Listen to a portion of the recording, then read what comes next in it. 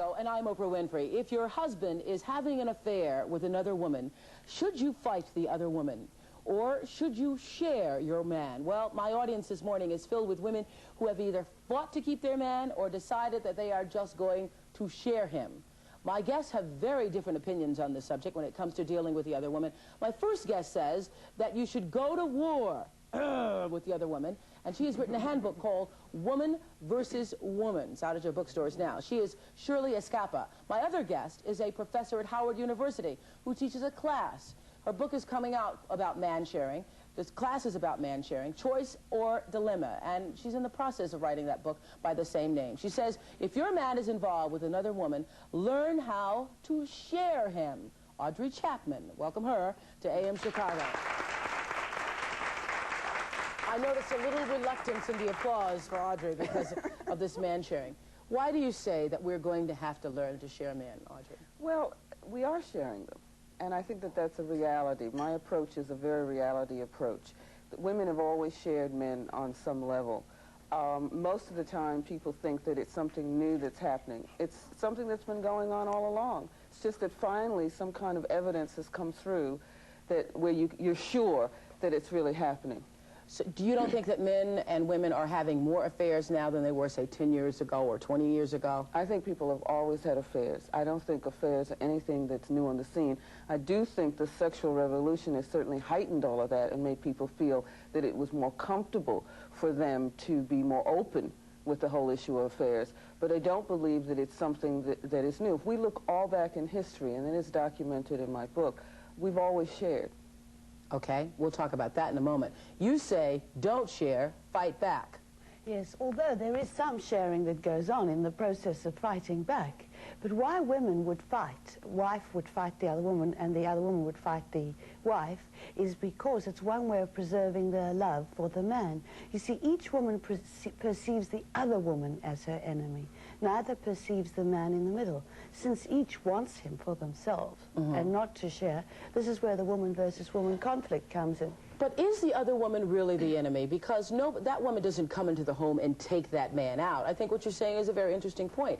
The man has a great responsibility in this, too, and it's the wife who says, oh, my goodness, this homewrecker. Well, this woman couldn't be a homewrecker unless the man was willing to wreck the home, too.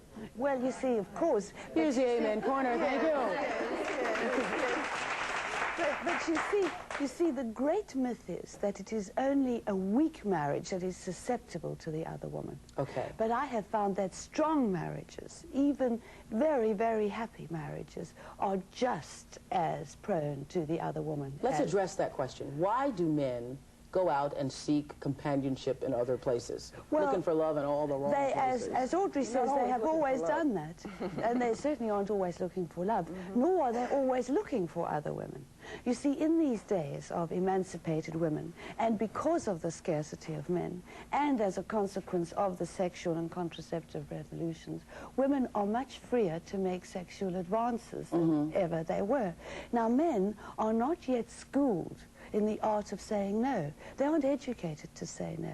In fact, if they do say no to an open sexual advance, they really risk having their own virility called into question. They also risk the scorn and contempt of their peers. Who say, why not take it, man, it's free, or whatever. Sure. Yeah. You know, what's wrong with you? And I've talked, and I've had this confirmed in America by scores, hundreds of men have told me this. So you're saying that men who are involved in happy homes, they love their wife, they buy her presents, they love the children, they still have affairs. And those are the ones who are most likely to leave the marriage, a very happy marriage, and when they have an affair, because they find that they are sexually far more active than they'd been even when they were young people. So, but a person who is unhappy, who's I'm not saying it doesn't happen to unhappy marriages, too. It does. Do you find, though, that a person who is unhappy, because I've read, I think, Melissa Sands wrote a book, Diary, no, it was something about it's a counseling mistress's book. And she says that in her studies that most often the man never leaves the woman. You're saying that in a happy marriage, he's more likely to leave. Yes, yes. So the woman is just totally shocked. She doesn't know what hit her. Right, right. A lot of wives who lost one husband to death and the other to the other woman told me it was much worse losing out to the other woman, because wives always blame themselves when their husbands are involved with another woman. Always blame themselves. In your studies, and I know you're a therapist, Audrey, why do you find, and what have been the findings on why men fool around? Well, love hardly ever has anything to do with it. Most of it is for... Tina Turner says what's love got to do with it. And Tina Turner... It's just a second-hand emotion. That's right. Yeah. Tina Turner was very accurate with that statement. Most of the time it has to do with affirmation, that they are manly, that they are sexual, that they are attractive, to kind of reinforce them. That seems to be the motivation behind it. And men are socialized to get all they can, whereas women are socialized to be nice. You know, the old saying, nice girls don't. Mm-hmm. And so the whole notion just sets it up automatically for men to have a variety of people to deal with and for women to supposedly be very chaste. I read so many articles you've been written about, from the Wall Street Journal to the Washington Post to the New York Times, about the whole man-sharing conference you had. There were women who expressed feelings at that conference that they didn't, they were involved in relationships, and suddenly the guy married somebody else, and they weren't even aware that there was something else going on. I find that hard to believe, that you cannot know that you're sharing a man. Yeah. Women are incredible in terms of their ability to deny reality. They will look at all the apparent evidence. I mean, sometimes a guy almost puts it right in their lap, and they will ignore it, and they will go on believing, because we need to believe. We need to be in love to legitimize being sexual.